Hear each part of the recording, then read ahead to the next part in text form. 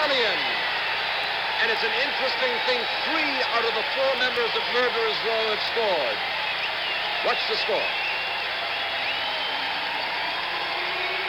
There you see a mistake by Smith, heading the ball back across the goal, right into the middle, into the path of Scullion. He deflected it. He Smith deflected the goal. He had a hand in the goal 2 ways. He gave the ball to Scullion, then he deflected his shot. So in essence here, we have Rodney Marsh, sort of the trigger man, playing off the ball to his other members of the Murderers Row, and we have seen Smethurst with 3 goals, Clyde Best with 1 goal, and Scullion with a goal. Whether they'll give it to him or not because it was deflected off of Smith, I don't know.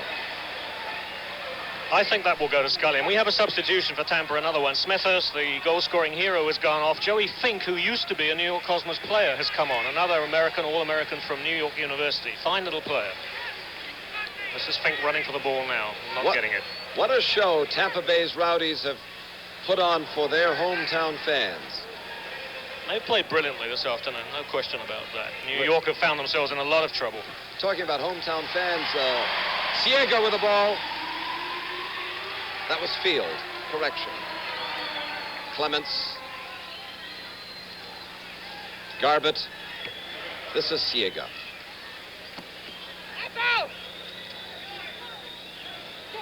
Good, strong tackle by John Bloom, one of these young Americans on the Tampa side. By tackle, of course, I mean an attempt to take the ball away from a player's feet, using your feet, nothing to do with knocking a player down. Oh, again, just over the top. Mauser was there, but it was a well-taken shot, a bit high, however, by number 20, Dillon. Another defender. We're seeing an increasing number of shots by New York defenders. They're pushing everybody forward now. You're talking about the home field advantage, Paul. Immediately following this, of course, the 6th game of the NBA playoffs between Boston and Phoenix, of course, on Phoenix's home court. Fine header by Smith. He really does get up so well on those balls. Marvelous athlete. Jumps high, gets power into his header. Fine tackle by Auguste. Lindsay out to the left. Glover, who has slowed down his breakneck pace. Clyde Best has the ball. Bad defensive move by Eddie. Best is through. Best is through. Still has the ball.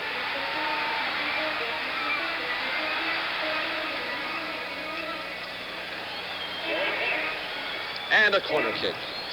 New York defense, again, a bit of a shambles on that, but one has to credit excellent play by the Tampa forwards, pushing the ball about beautifully.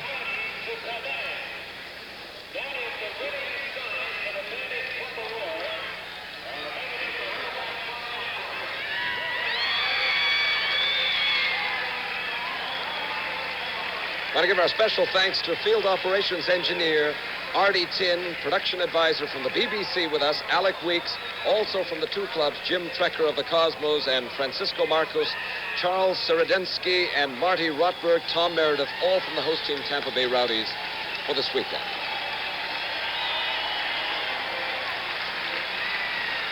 A standing ovation for Rodney Marsh, who's come off the field here after playing really a brilliant game. He's having a conversation with Eddie Fermani now.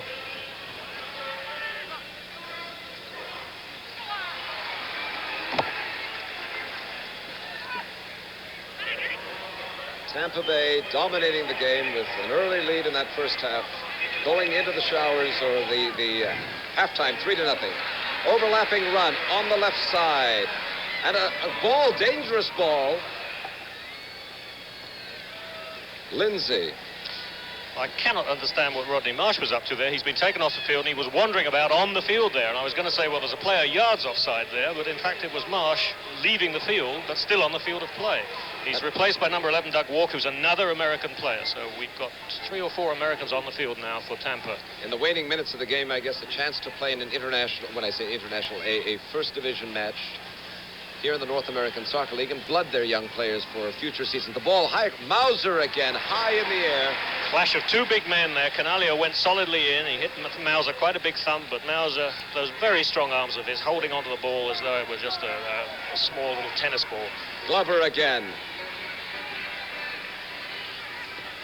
Ball played all the way to the right side, turning the defense around. Stuart Scullion.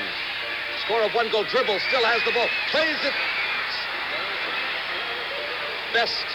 He took the ball away from Best.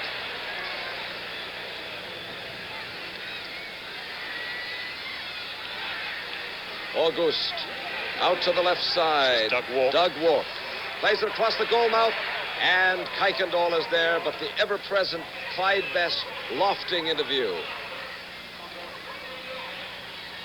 Clements, New York Cosmos behind 5-1, about 1:20 remaining.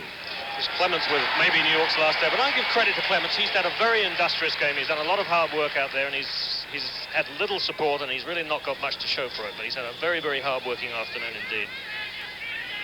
Siega, fine move, corner kick, goal kick. As far as fans, we're seeing Pelé for the first time. There's Mauser again. We're talking about Mauser. And there's Pelé. The fans here at Tampa, seeing Pelé for the first time, what kind of impressions? Here's a highly touted player, supposedly the best in the world. I think they'll go home saying, well, Rodney Marsh is a better player than Pelé. A fair judgment perhaps on this game, but overall not a fair judgment. A player like Pelé cannot play without the support that he so desperately needs. He just hasn't had it in this game, partially due to deficiencies on the part of New York, but mostly due to excellent defensive play, well-coordinated midfield play by Tampa. They really clamped down on New York. When you look at the record, though, Pelé has 1,245 goals in 1,292 games. And around the world, El Rey, the King, La Perla Negra, the Black Pearl, all the accolades, all the awards. He has been on 3 World Cup championship teams where they have won the World Championships. Well, I've been watching soccer all over the world now for 35 years, Mario, and he's the best player I ever saw. But he needs the support, as you pointed out, Paul. Here's Mauser. And Mauser and that maybe ill-fated conversation with Pelé, where Pelé said, you think Pelé you will will regret play that? tomorrow. And Mauser has played extremely well. Made one mistake, and that cost him a goal. Here comes Scullion again with his short little legs pumping up and down. Excellent dribble of this man.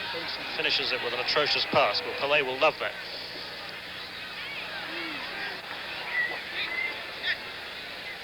Quinalha has not played well. Well, he's now having to wander out to the wing to find the ball. He did well with that pass. Field again. Wall pass out to Field, draws him wide. About 10 seconds remaining.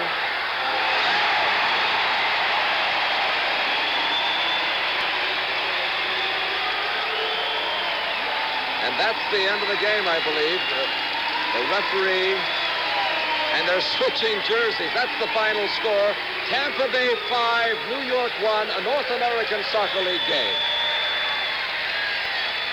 The final score, 5-1, Tampa Bay over New York's Cosmos.